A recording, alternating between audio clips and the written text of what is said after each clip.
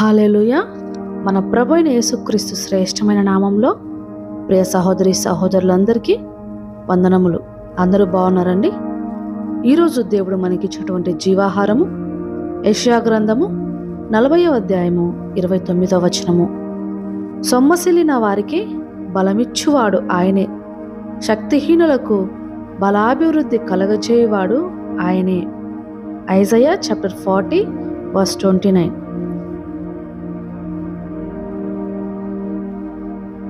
He giveth power to the faint, and to them that have no might he increaseth strength.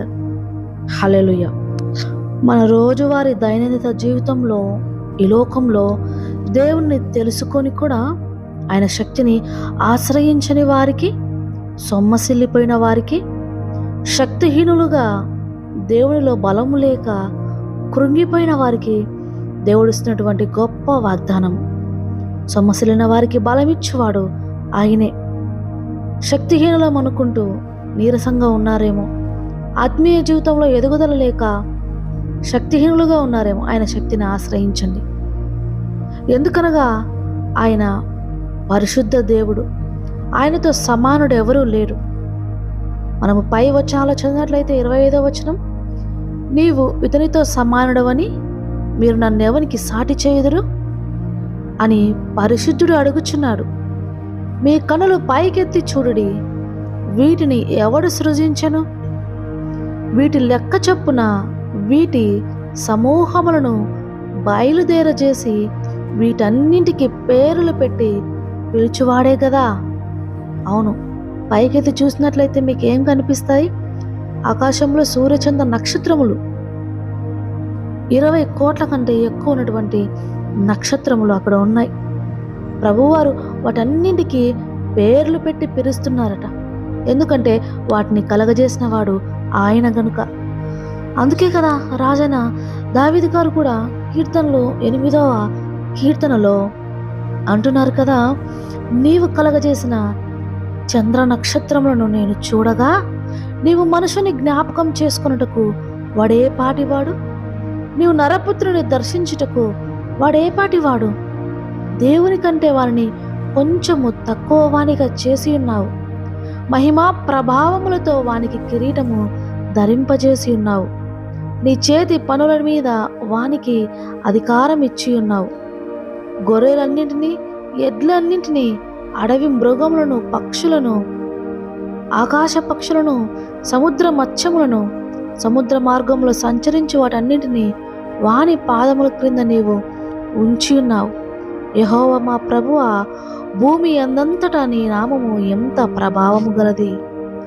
ప్రభు అయిన యేసుక్రీస్తులో విశ్వసించి బాప్తిస్మము తీసుకుని ఆయన ప్రేమను, పశ్చాత్తాపాన్ని, ఆయన మనకిచ్చినటువంటి పునరుద్ధానమును అంగీకరించిన వారు, ఆయనందు విశ్వాసం ఉంచిన ప్రతి ఒక్కరికి ఆయన ద్వారా ఈ వాగ్దానములన్నీ సొంతము.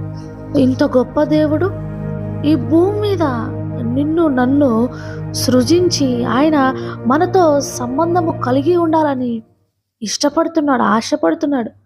మనల్ని అమితమైన ప్రేమతో ప్రేమిస్తున్నాడు. ఎందుకంటే హీఈస్ అ రిలేషనల్ బీయింగ్ కాబట్టి, ఆయన ముగ్గురులో ఉన్న దేవుడు కాబట్టి, త్రియేక దేవుడు కాబట్టి, ఆయన రూపంలో నిన్ను నన్ను చేసుకున్నాడు కాబట్టి నీ మీద నా మీద ఆయనకు అంత ప్రేమ.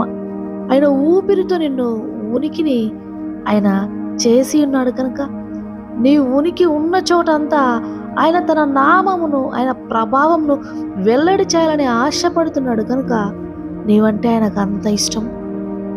ఎందుకు అలసిపోయి సొలసిపోయి ఈ లోకంలో చిన్న చిన్న వాటికి, ఈ లోకంలో కష్టాలన్న వాటికి జంకుతూ భయపడుతూ రోజులు వెళ్ళబుచ్చుతున్నావేమో? నీ జీవితానికి ఒక పర్పస్ అనేది పెట్టుకొనకుండా ఆయన తన అధిక శక్తి చేతను, తనకు కలిగి ఉన్న బలాతిశయము చేతను ఆయన ఒక్కటి అయినను విడిచిపెట్టాడు. యాకోబు, నా మార్గము యెహోవాకు మరుగయున్నది, నా న్యాయము నా దేవుని దృష్టికి కనబడలేదా అని నీవేలా అనుచున్నావు? ఇశ్రాయేలు, నీవేలా ఇలాగూ చెప్పుచున్నావు? నీకు తెలియలేదా? నీవు వినలేదా? బూది గంతములను సృజించిన యెహోవా నిత్యుడగు దేవుడు, ఆయన సొమ్మసిల్లడు ఆలయుడు, ఆయన జ్ఞానమును శోధించుట అసాధ్యము. ప్రభువు మనల్ని కూడా అడుగుచున్నాడు, నీవేలా అనుచున్నావు? నా జీవితం ఇంతే, ఇక బాగుపడదు, నా జీవితం ఇంతే, నన్ను ఎవరు బాగు చేయలేరని నీవేలా అనుచున్నావు? నీ కష్టము దేవునికి మరుగైనదా? నీ యొక్క అవసరత దేవుని దృష్టికి తెలిసినది కాదా? నీ యొక్క జీవిత పరమార్థం ఏమిటో ఆయన నీకు బోధించువాడు కాడా? అత్యల్పమైన ఒక చీమకు, ఒక వానపాముకు దేవుడు బాధ్యతలను అప్పగించినట్లయితే, క్రమశిక్షణను నేర్పించినట్లయితే, ఈ సృష్టి ధర్మము పాటించు జ్ఞానం ఇచ్చినట్లయితే, ఆయన తన స్వరూపములో చేసుకున్న నీకు ఇంకా ఎంత ప్రణాళిక కలిగి ఉన్నాడు. నీవు ఎంత అతిశయించాలి అంత గొప్ప దేవుణ్ణి కలిగి ఉన్నందుకు. ఎంత ధన్యుడవు నీ జీవితము, ఎంత ధన్యురాలివి నీ జీవితము. ఆయన పాదముల దగ్గర ఆయన్ను ఆరాధించుటకు పూనుకున్నప్పుడు. ప్రియ సహోదరి సహోదరులారా, దేవుడు ఈ వాక్యం ద్వారా మిమ్మల్ని బలపరచునుగాక. ఇంత గొప్ప దేవుణ్ణి కలిగి ఉన్నందుకు బ్రతికినంత కాలము, చివరి శ్వాస వరకు, నీ శ్వాస మరలా తిరిగి దానిని ఇచ్చినటువంటి సృష్టికర్త వద్దకు చేరు వరకు ఈ భూమి మీద దేవుని సాక్షివై బ్రతుకుదువుగాక. ఆమేన్. కళ్ళు మూసుకొని ప్రార్థనలో ఏకీభవించండి. ప్రార్థన. స్తుతి స్తుతి స్తుతి, స్తోత్రము స్తోత్రము స్తోత్రము. సమీపించరాని తేజస్సులో నివసించువాడా, అత్యున్నతుడా, మహోన్నతుడా, మీకు వందనములు, స్తుతులు, స్తోత్రములు తండ్రి. నా దేవుడిగా ఉన్నందుకు మీకు స్తోత్రము తండ్రి. నన్ను నీ రూపములో చేసుకున్నందుకు మీకు స్తోత్రము తండ్రి. నా జీవితం పట్ల మీకు ఒక ప్రణాళిక ఉన్నదని ఈరోజు నీ వాక్యము ద్వారా మాట్లాడినందుకు నీకు స్తోత్రము తండ్రి. నా జీవితం అంతా ఎరిగిన వాడవి ప్రభువా. నన్ను క్షమించి నీ రక్తములో నన్ను కడిగి అమూల్యమైన వారిగా మార్చిన దేవా మీకు వందనములు. అధైర్యపడను ప్రభువా, కృంగిపోను ప్రభువా, విసిగి వేసారిపోను తండ్రి. నీవు నన్ను ధైర్యపరుస్తుండగా, నీవు నాకుండగా ఈ లోకంలోనిది ఏది కూడా నాకు అక్కరలేదు. ఆకాశమందు నీవు ఉన్నావు తండ్రి.